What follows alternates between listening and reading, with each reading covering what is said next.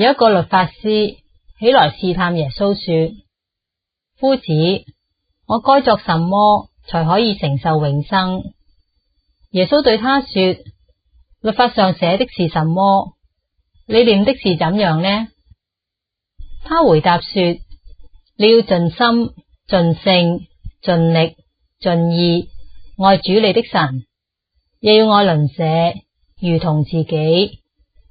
耶穌說：你回答的是，你這樣行就必得永生。那人要顯明自己有理，就對耶穌說：誰是我的鄰舍呢？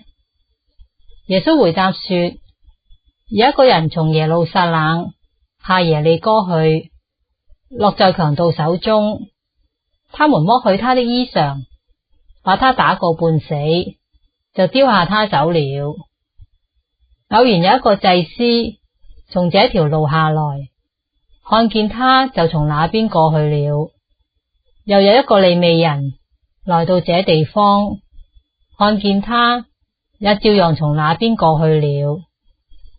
唯有一個撒瑪利亞人行路來到那裏，看見他就動了慈心，上前用油和酒倒在他的傷處，包裹好了，扶他騎上自己的牲口，帶到店裏去照應他。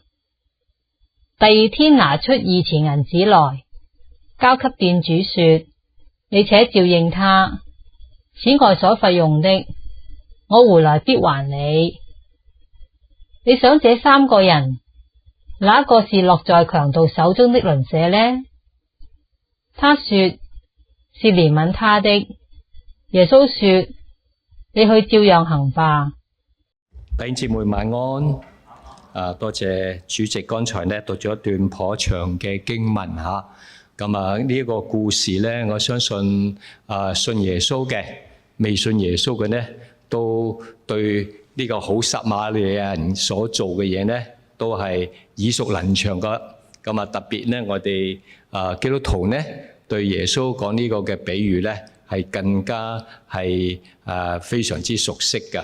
咁所以我今晚特別嚟到去同大家分享一個你哋熟到呢，由尾背翻轉頭都咁熟嘅故事呢，睇下天父喺當中呢，有啲乜嘢係俾我哋呢能夠學習嘅。好，我哋開始之前呢，一齊我哋有個祈禱。親愛天父，願你僕人口中嘅說話，心裏嘅意念，在你嘅面前蒙悅納。又願天父上帝聖靈嘅光照，叫講嘅聽嘅同感一靈，同得造就。奉耶穌嘅名求，阿門。呢個律法師咧，雖然唔係好知道佢叫做咩名吓，不過呢個唔緊要。但咧，佢嚟到耶穌面前問嘅問題呢，係一條咧明知故問嘅問題。點解話一條明知故問嘅問題呢？因為呢條問題嘅答案呢，佢已經係10拿9穩㗎喇。呢條問題嘅答案呢，亦都係喺佢嘅專業範圍裏邊嘅。呢條問題嘅重心呢，佢亦都唔使點樣再嚟到翻查答案呢，隨口都可以咩啊背得出嚟嘅。因為佢問耶穌嘅一個問題就係一個好像係心靈上或者信仰上嘅問題喎。佢話夫子又或者咧翻譯做老師嚇，佢話我應該點樣做先可以承受咩啊永生？咁呢個問題咧問得好，問得好有深度點樣做先能夠咩啊承受永生？咁即係話耶穌話我呢條問題咧同你係有密切關係㗎。因為我呢條問題咧係靈性嘅問題，唔係科學嘅問題，唔係咧一啲其他嘅法律嘅問題。呢條問題咧同你有密切關係嘅，係你先能夠咩啊俾到答案我嘅咁樣嚇。嗱，各位弟兄姊妹們，實證佢都唔需要耶穌俾答案，因為佢自己老早就已經咩啊？擁有答案啊！所以當耶穌要回應佢嘅時候呢，耶穌就問佢咯：律法書上記嘅係乜嘢？你讀嘅有乜呢？咁即係話咧，耶穌順佢嘅意思嚟到咩啊？順水推舟，俾佢有機會發揮。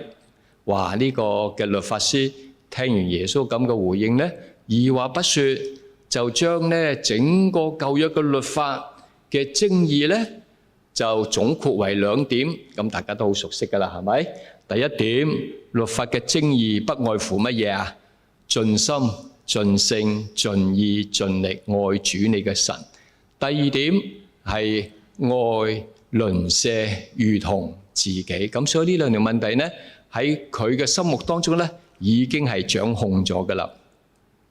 不過大家留意喎，佢如果停喺呢一度呢，都冇乜問題。因為點解呢？因為佢答耶穌呢條問題嘅答案呢，係100分嘅，攞足100分嘅，攞 distinction 嘅。不過最論盡呢，佢多口，佢問多一條問題，佢問多第2條問題呢，就露出佢嘅馬腳。大家知唔知佢第2條問題問乜嘢？第2條問題佢問咩呢？嗱，呢啲經文呢，我哋正話都讀過嚟噶啦。係啦，佢問咗一條問題。呢條問題咩啊？誰是我嘅鄰舍？即係話耶穌話嗱，我嘅答案咁標準係咪？咁高分，咁佢為咗要顯出自己更加有理由，佢推前問多條問題：邊個係我嘅鄰舍呢？嚇！嗱，好多時候咧，人咧個失敗咧就喺呢一度。當佢咧已經係去到哇自己咧好巔峰嘅狀態嘅時候，天下無敵嘅時候，佢仲未滿足，佢更加要顯出自己嗰種嘅霸道或者嗰種嘅王道嚇。佢問多條問題，就問咩啊？誰是我嘅鄰舍？弟兄姊妹們，呢個問題咧唔問又是可喎，一問咧就睇出佢嘅弱點喺邊一處啦。因為你稍為精準啲分析佢呢條問題係咩意思咧？誰是我嘅鄰舍？你要記得佢個問題就係出現咗係乜嘢啊？個我呢個字，大家有冇留意到啊？邊個係我嘅鄰舍？換句話嚟講呢，我律法師作為一個律法師，邊個係我嘅鄰舍？即係話呢，我係主角，我係主體，我係主導。大家有冇留意到啊？因為有邊個可以咩啊？做我嘅鄰舍呢？所以嗰個嘅重心、中心點就係咩啊？就係我呢個字。佢諗住自己成功嘅地方係個我成功咗啦，但係咧敗亦都敗喺咩啊？個我呢個字。嗱，各位弟兄姊妹們，當佢咁樣去問嘅時候，問題就係出現啦。即係話咧，當我要去關懷鄰舍嘅時候，當我要嚟到去做符合聖經嘅教訓，愛鄰舍如同自己嘅時候，而家因為人性嘅軟弱，就暴露咗我嘅問題啦，露出我嘅馬腳啦。原來人本性嗰個嘅驕傲咧就咩啊？就表露無遺啦。大家有冇留意到啊？嗱，所以你睇到呢，誰是我嘅鄰舍？跟住演變落嚟就係咩啊？就係邊一個有資格做我嘅鄰舍？大家有冇留意到啊？做得我鄰舍嘅人呢，哇！呢個人都應該非富就咩啊？則貴咯，或者呢，同我個身份呢都相稱嘅，或者佢個社會地位呢都係有佢嘅一個俾人尊重嘅地位，或者呢佢都有返某啲嘅專業，就算唔係律法書咧，可能佢都係一個精算師，可能佢係一個建築師，可能佢係一個工程師。大家明呢個意思嗎？邊個係我嘅鄰舍咧？換句話講，我嘅有資格做得我鄰舍嘅人咧，應該係半斤八兩。然之後咧，佢先有咩啊？資格做我嘅鄰舍。好，我再睇第三。當我講到邊一個係我嘅鄰舍嘅時候，換句話嚟講咧，我先至有最後嘅決定權，選擇邊個咩啊？係我嘅鄰舍，係咪？所以如果從律法師嘅角度嚟睇呢，簡約公屋嘅人呢，唔應該擺喺我哋感受嘅村口，應該放喺南生圍嗰邊，就會啱佢哋啲。因為點解啊？因為簡約公屋裏邊嘅基層嘅人，嗰批草根嘅階層，嗰一班嘅新移民，應該去遠啲嘅地方，因為佢哋冇資格嚟到咩啊？放喺我嘅門口，放喺我嘅村口做我嘅鄰舍。大家明呢個意思嗎？嗱，呢個就係我哋見到人性嘅軟弱就顯露咗出嚟啦。原來呢，鄰舍唔係人哋決定嘅，係我決定嘅，係我選擇嘅。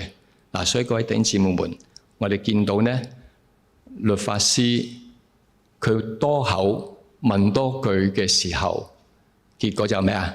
結果就問題就出現啦。好，咁耶穌咧都忍住道氣嘅，氣定神閒，同佢講一個故事，冇直接答覆佢呢個問題。耶穌講嘅故事呢，跟住落嚟大家就耳熟能詳，滾瓜爛熟，我唔需要喺呢度再重複噶啦。撒瑪利亞人嘅故事，一個好撒瑪利亞人嘅故事，大家好清楚知道。嗰個焦點就係呢個嘅撒瑪利亞人，佢點樣去關懷、扶持、去救援呢個重傷嘅人，然之後將佢扶喺佢嘅牲畜上邊咧，就帶佢去酒店，唔係酒店啊，講錯咗。嗰時未有酒店啊，應該咧客棧咁啊，嚟到咩啊？嚟到喺嗰度咧休息休養一下，等呢個受傷嘅人咧好好嘅休養休息之後咧，然之後佢話俾客棧嘅老闆聽，佢住幾多日唔緊要，呢度2錢銀，如果唔夠嘅話咧，我翻轉頭咧，我會還翻俾你。嗱，呢個係咩啊？大家好熟悉嘅成個撒瑪利亞人嘅故事啊，就喺呢一度。咁跟住耶穌咧講完故事之後咧，又係咩啊？順帶又問翻條問題啦。呢個時候咧，先係正式回答翻呢個律法師嘅問題喎。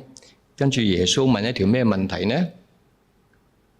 耶穌嘅反問就係邊一個係受傷者，即係落喺強盜手中嘅咩啊？嘅鄰舍。大家有冇留意到第一條問題同第二條耶穌嘅反問係咪有好大分別啊？體唔體會到個分別喺邊度呢？原來第二條個問題呢係180度改變過嚟啦，完全唔同晒啦。因為耶穌問嘅第二條問題係問受傷者嘅鄰舍係邊一位啊？如果咁問嘅時候呢，弟兄姊妹們，你發覺角色就改變咗咯喎，角色改變咗啦，即係話呢，我唔再係一個咩啊？我照顧人、關心人、關懷人嘅呢一個咁嘅人呢，我再唔係一個嘅重要人物啦。唔再係一個主體，唔係一個主導，唔係一個主角啦。如果按呢條問題去問呢，我關懷人嘅角色不過係一個咩啊？係一個配角。主角係邊個啊？主角係受傷者，呢個人先係主角。如果係咁嘅時候，我係一個客體嘅話呢，我發覺我嗰個表現，我要表達出嚟嘅，同個受助者呢，我就要有一個對稱啲嘅比例喺當中啦。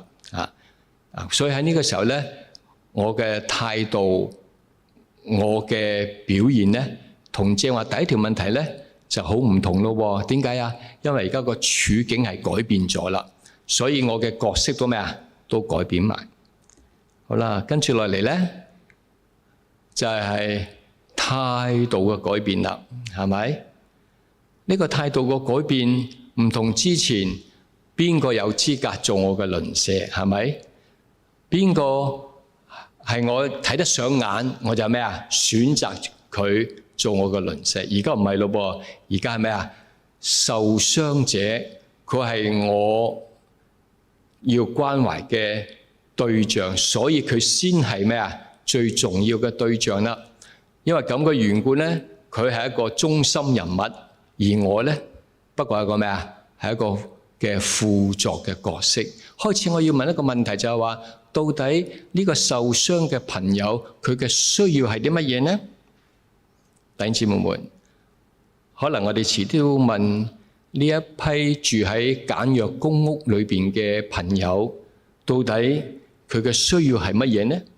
就唔係話我將我嗰套嘢呢強加於喺佢嘅身上，唔係話呢我認為點樣去傳遞信息就係由我決定，或者我做啲咩嘅行動呢由我決定，唔係咁噶啦。我哋應該呢去關心之前多啲了解一下，到底呢一班我嘅鄰舍啊，佢喺我嘅附近，佢呢住喺我個旁邊，係我個鄰舍，佢初到貴境，人哋生疏，佢有啲咩需要呢？呢啲家庭有啲咩嘅問題，係一個最常見嘅問題，或者呢啲嘅鄰舍，佢哋最急切需要嘅面對係啲咩問題，咩嘅需要呢？可能呢啲我哋需要咩啊？多啲了解，或者可能我哋咧設身處地咧，透過一啲嘅探訪透過一啲嘅行動關懷咧，了解佢哋多啲，認識佢哋多啲。然之後，當我哋真係要去關心關懷佢哋嘅時候，我哋提供嘅服務或者我哋提供嘅行動咧，對佢哋嚟講咧，先係一個真係落地嘅、有地氣嘅一種嘅咩啊？關懷嘅行動喎。所以各位弟兄姊妹們，我哋發覺到咧，我哋嘅態度再唔係高高在上嘅一個態度啦，而係一個咩啊？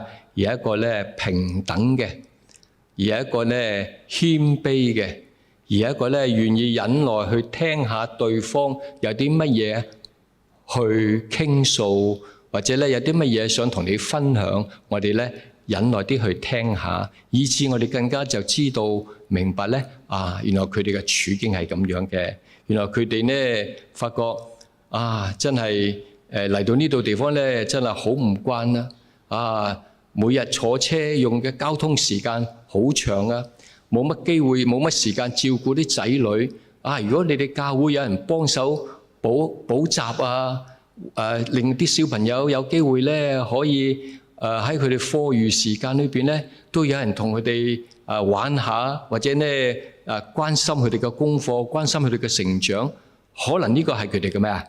係佢哋嘅需要都未定。各位弟兄姊妹，我只係舉一個例子嘅意思，就係我哋嘅態度係一個謙卑嘅態度，係一個好似我乜都唔係好熟悉，我要咩啊？重新去學習，重新去了解，知道佢哋嘅處境係乜嘢，然之後咧，我就可以真正進入到佢哋嘅世界裏邊。好，第三啦，第三嘅sorry， 呢邊呢個二應該係三嚟㗎嚇。第三個改變係咩啊？係身份嘅改變。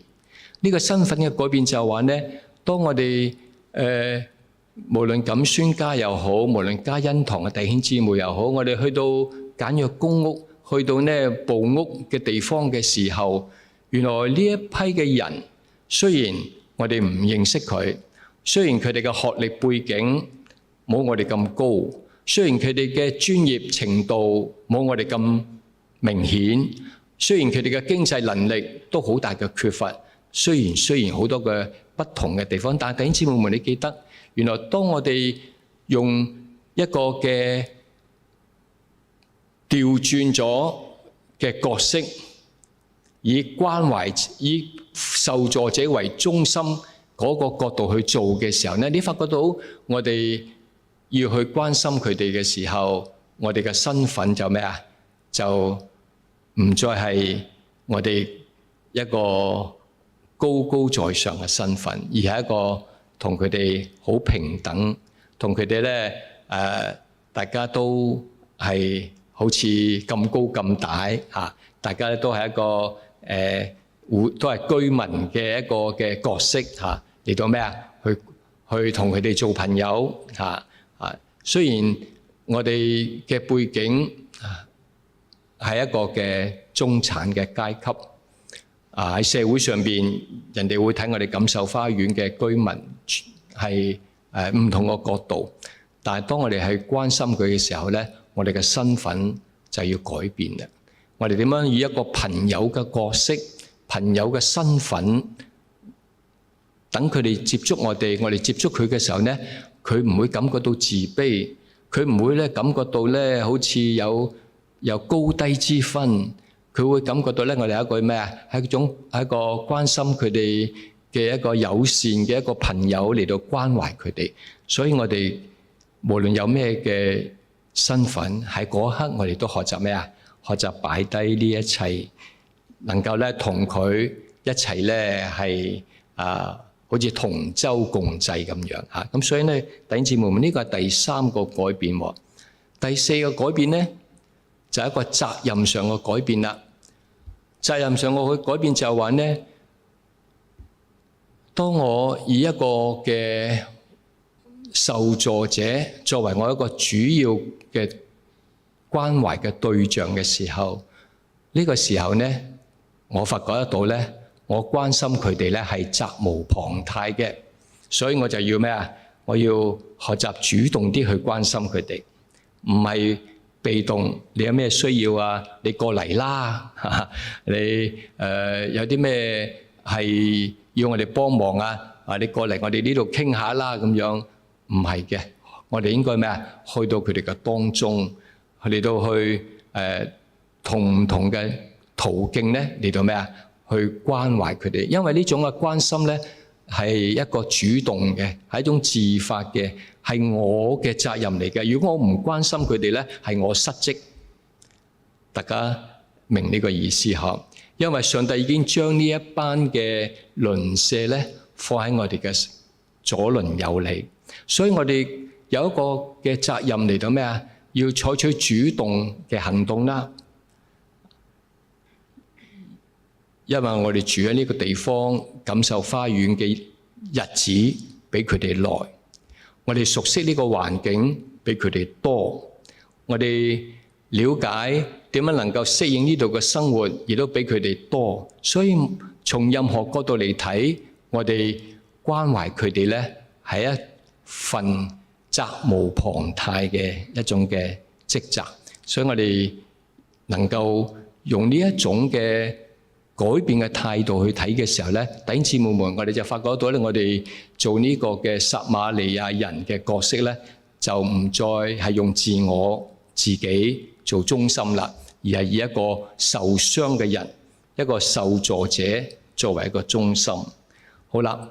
當我哋都了解咗、理解咗嗰個嘅主次嘅角色之後咧，跟住可能我哋要問啦：耶穌講呢個嘅故事，到底有冇一啲乜嘢喺關懷人嘅行動上邊，俾我哋一啲嘅啟發呢？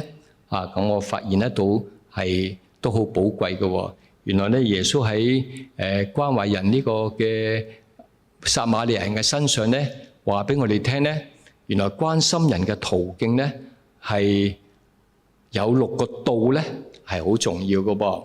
嗱，咁我哋今晚呢試下睇下有邊呢6個道咯喎嚇。好，第一個道係咩啊？係眼道啊！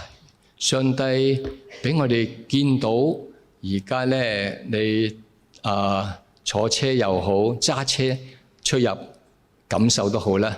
你一去到油站，未過閘口呢，你已經發現隔離已經係咩啊？已經係大興土木啦，係咪啊？哇！遲啲呢，嗰度呢，一起好嘅簡約公屋有幾多個單位啊？如果你上個禮拜留心一個 PowerPoint 呢，原來有成2100個單位喺我哋嘅村口嘅地方。呢2100個單位，佢哋住幾多人啊？起碼有5000、6000或者7000嘅人喺嗰個地方。弟兄姊妹們，你有冇眼睇到點解上帝會無啦啦都唔應該無啦啦嘅唔係無端端嘅。上帝一定有佢嘅目的上帝一定係有佢嘅心意，亦都唔係早唔係遲，係啱啱呢個時候，讓我哋錦宣家可以好意外地發現到原來有一班嘅新嘅鄰居朋友將要出現喺我哋嘅旁邊，喺我哋嘅身邊。你有冇見到呢一個係一個廣大嘅禾場呢？你有冇見到呢6-7千人嘅靈魂嘅得救嘅問題呢？你有冇睇到呢6-7千人佢哋家庭所需要嘅東西呢？你有冇睇到佢哋喺情緒上、喺心靈上有一個好大嘅需要呢？除咗物質之外，弟兄姊妹們，眼道呢係好緊要㗎。所以你而家明白點解耶穌行神蹟之前呢，佢點解會出手去行神蹟呢？除咗佢係動了慈心之外，耶穌先係乜嘢啊？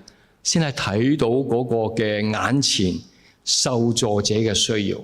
無論佢睇到嘅係麻風嘅病人，無論佢睇到嘅係盲嘅人，無論佢睇到嘅係患咗血漏嘅婦人，當佢睇到人嘅光景嘅時候，弟兄姊妹們，佢發覺呢個係佢義不容辭咧，要咩啊？要去關心嘅對象。同樣，今天咧，巴不得上帝俾我哋加恩堂俾我哋咧錦宣堂都睇到呢一個咁遼闊嘅呢個嘅禾場咧，就上帝已經咩啊？安排喺我哋嘅身邊，所以我哋為呢件事情感謝上帝，讓我哋再一次嚟到去迎接呢一個嘅挑戰，迎接呢一批嘅新嘅朋友，讓佢哋嘅心靈喺呢度過渡期間都能夠得到呢個福音嘅好處，得到教會，認識教會係一個喺佢哋人生嘅旅程中一個不能夠忘記嘅一個心路嘅歷程。所以眼道係好重要嘅。我好想咧錦宣家嘅弟兄姊妹咧，每一個人大家都睇到呢一種嘅需要，睇到呢一種嘅挑戰所以咧，我哋下個禮拜日咧就要步行籌款咯。大家記唔記得啊？有幾多人已經攞咗表格嘅？舉手俾我睇睇。哇，都有一半人攞咗咯嚇，仲有一半人未攞嘅咧，你要祈禱啦，你要諗一諗，我點樣去關心、去參與呢一個嘅鄰舍嘅關懷嘅行動咧？弟兄姊妹們，呢個咧係需要我哋眼睛睇到嘅，唔單止睇到，我哋嘅心都咩啊？心都要到。所以呢個撒瑪利亞人見到受傷嘅人瞓喺地下嘅時候，好辛苦，心人痛苦嘅時候，有啲人係咩呀？聽而不聞，有啲人係咩啊？視而不睹，所以咧有啲人就咩啊？就咁行過。但係呢個撒瑪利亞人咧冇就咁走過喎，佢係咩啊？佢係停低腳步，佢個心喐啦。佢見到呢一個受傷嘅朋友咁凄涼、咁可憐，遍體鱗傷，差唔多半條命都冇啦。嗰刻佢個心有乜嘢啊？就動了慈心。各位弟兄姊妹們，我哋就開始感謝上帝。哇！原來咧，上帝又俾我哋見到一個福音禾場喺一個咁大嘅時候，我哋嘅心就唔單止係開始心喐喐啦，我哋都要開始咩啊？個心要感恩，要興奮，因為上帝係俾我哋喺我哋有生之年都有一次能夠開荒嘅機會。雖然我信咗耶穌到家下未試過開荒，未試過點樣去做傳福音嘅工作，但係而家已經有個咁好嘅禾場喺我嘅附近，俾我有好好嘅學習，好好嘅參與。所以弟兄姊妹們，咁宣家嘅每一位，我哋都能夠咩啊？有個心能夠都同樣同呢一班人，大家能夠可以咧心連心喺一齊。跟住第三個關懷嘅途徑係咩啊？係一個守道。因為你見到呢一位撒瑪利亞人咧，就將酒同埋油咧倒喺受傷者嘅傷口嗰處，然之後咧就將佢清潔，將佢消毒，將佢包紮好，然之後扶起佢喺個爐區嘅上邊。嗱，弟兄姊妹們，我哋見到整個行動當中，守道咧係非常之重要，俾我哋一個好好學習，就係話咧，如果我哋關懷我哋嘅鄰舍嘅時候咧，我哋唔係事必要講好多嘢嘅，又或者我哋唔係事必要咧係識講好多嘢，我哋咧口才要頂級，完全都唔需要。因為點解咧？因為而家啲人咧係好聰明嘅。佢知道你係咪真係關心佢，係咪知道你係咪真係有誠意呢？佢唔係聽你講幾多嘢，而係睇你乜嘢啊？有幾多行動，有幾多實際你付出嘅行動，讓佢體會到哦，原來基督徒嗰種嘅愛心，原來就係學校你哋嘅耶穌嗰種嘅無私嘅愛。嗱，各位弟兄姊妹們，呢一個係我哋透過我哋嘅實際對關懷者所做嘅呢，讓佢哋能夠更加經歷原來咧上帝嘅愛咧係好真實嘅。第四個到咧就係咩咧？就腳要到啦嚇！大家見到呢幅圖畫咧，就知道咧，好撒瑪利亞人咧。自己行路係咪啊？拖住隻驢駒嚇，自己行路，然之後咧就將嘅傷者咧放喺呢個牲畜嘅上邊，一路行到入村嘅地方，去到咧有客棧嘅地方。其實喺過程當中，佢都唔係講咩説話，你有冇留意到啊？佢只係咩啊？默默喺度做，默默咧陪伴住呢個受傷嘅人，一路。盡佢嘅力量，盡佢嘅能力嚟到咩啊？關心佢，一路去到呢個嘅客棧嘅地方。所以各位弟兄姊妹們，將來可能我哋關懷我哋嘅鄰舍咧，唔係去一次就完啦。可能我哋要去2、3次、4、5次，甚至去10次、10幾次都需要嘅喎。點解啊？因為咧，我哋要多啲嘅嚟到主動嘅同佢哋有接觸、有交往。有交流喺當中，呢個嘅行動咧係一個美好嘅行動呢個好現實㗎啦嚇！弟兄姊妹們，原來咧仲要錢都咩啊？錢都要到埋喎。當我哋關心人嘅時候咧，唔係即個猛講點樣關心你啊，點樣愛你啊，點樣關懷你，但係咧一講到錢咧就咩啊？就褪咯，就縮咯，咁唔係嘅。原來咧，我哋連錢都要到嘅。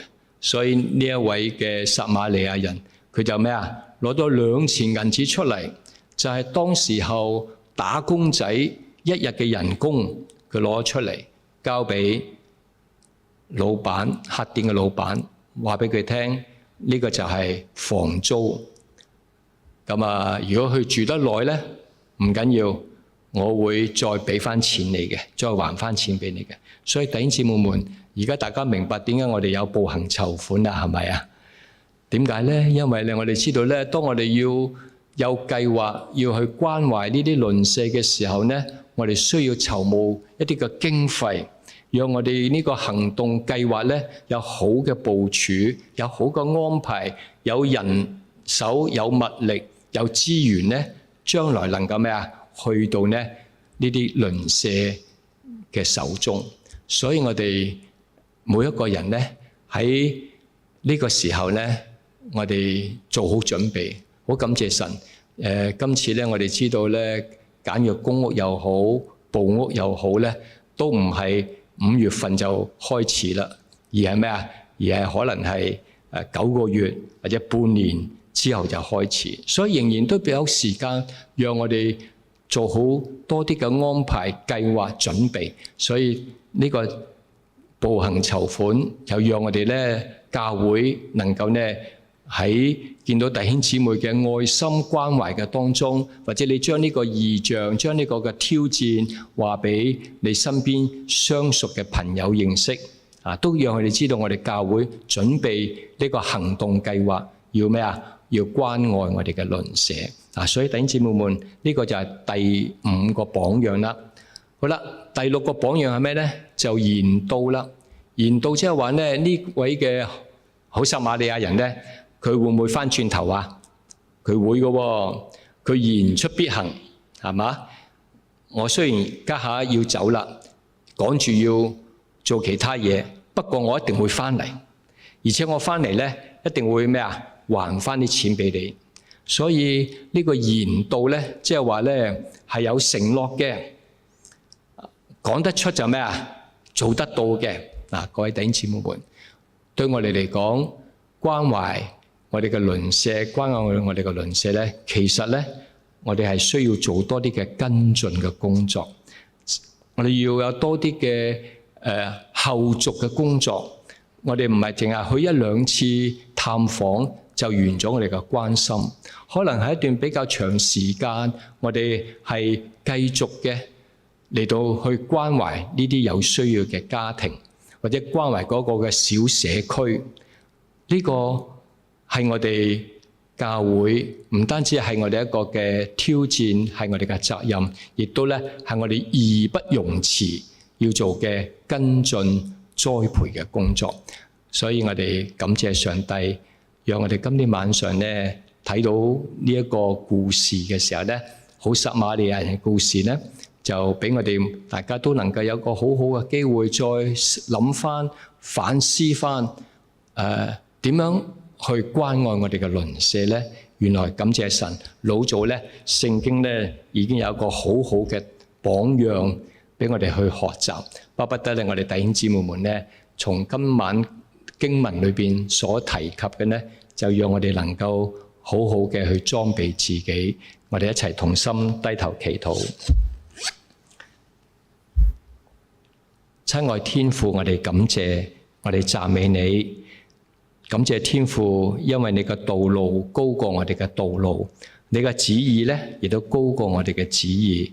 我哋感謝上帝，你喺我哋最合適嘅時候，你就預備咗我哋有一個非常之遼闊嘅一個屬靈嘅禾場，就係有一批嘅鄰舍就快搬入嚟，我哋錦繡花園做我哋嘅好朋友。或者我哋嘅部屋嘅朋友，亦都會好接近我哋嘅嘉恩堂。主啊，我哋就感謝讚美你，將呢2批唔同嘅對象喺呢個時刻嚟到出現喺我哋嘅教會嘅身邊嘅時候，我哋相信唔會係偶然，唔係咁湊巧，乃係上帝你對我哋每一個屬你嘅兒女一個嘅計劃，一個嘅屬靈嘅挑戰。讓我哋能夠睇到你就係莊稼嘅主，係你打發工人出去收你嘅莊稼。多謝主，唔係我哋揀選你，乃係你揀選咗我哋。俾我哋有一個上好嘅福分、無比嘅恩典，能夠去學習成為鄰舍嘅一個關懷者。奉耶穌嘅名求，阿門。